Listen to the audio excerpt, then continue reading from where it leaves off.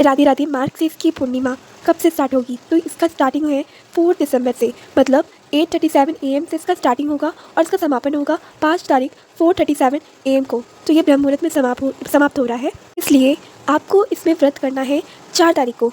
5 तारीख को इसका समापन ब्रह्म मुहूर्त में ही हो जाएगा, इसलिए 4 तारीख को ही इसका दान भी किया जाएगा, इस पूर्णिमा का व्रत भी सुना जाएगा और चंद्रदेव को अर्घ्य भी दिया जाएगा। अब बात आती है कि पूर्णिमा में क्या करे क्या ना करे। तो सबसे मेन बात ये होता है कि पूर्णिमा में आपको किसी के भी घर का अन्न नहीं खाना चाहिए। इससे आपके 15 दिनों के पुण्यों का नाश होता है। और फूल को, पत्तों को नहीं तोड़ना, तुलसी पत्र तो बिल्कुल भी नहीं तोड़ना, उसके साथ ही किसी भी प्रकार के पौधों को नहीं तोड़ना है। इस दिन ज़रूर से सत्यनारायण भगवान की कथा का श्रवण करें, साथ ही पंजरी का भोग लगाइए प्रभु को। अगर आप ज़्यादा कुछ ना कर सके तो प्रभु से विनती करें।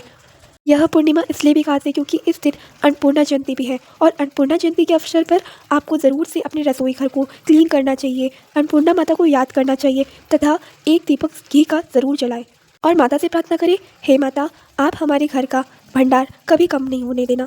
इस दिन ये कार्य ज़रूर करें। आपको चंद्रमा के समक्ष खड़े होना है, उनको देखना है, उनको ध्यान करना है, और एक लोटे में कच्चे दूध को, ये ध्यान रहे कच्चा दूध कभी भी तांबा के बर्तन में नहीं रखा जाता है, तो आपको कोई भी स्टील के लोटे में कच्चा दूध लेना है और चंद्रदेव को याद करके उनको अर्घ्य देना है। जिनका भी चंद्रमा कमज़ोर है उनको ज़रूर से पूर्णिमा के दिन खीर बनाना चाहिए और खीर बनाकर चंद्रदेव को भोग लगाना चाहिए, भगवान श्री हरि को भोग लगाना चाहिए।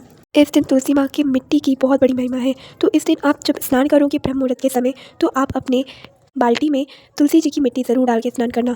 अगर आप गर्म पानी से नहाते हो तो प्लीज़ उसमें गंगा जल मत मिलाना।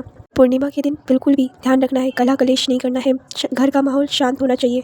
अब बात आती है दान की। दान में आप कपड़े, गुड़, अन्न का दान कर सकते हो।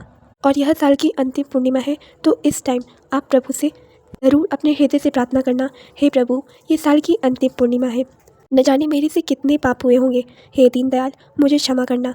आपके शरण में जो भी आता है उसके बड़े से बड़े पाप धुल जाते हैं।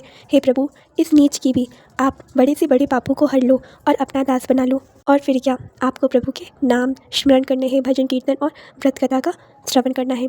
और ध्यान रहे किसी का दिल नहीं दुखाना। राधे राधे। अगर ये वीडियो थोड़ी सी भी यूज़फुल लगी हो तो प्लीज़ इसे लाइक करना, सब्सक्राइब करना, शेयर करना और कमेंट करना, ताकि आपके सुझाव मुझ तक पहुँच सके।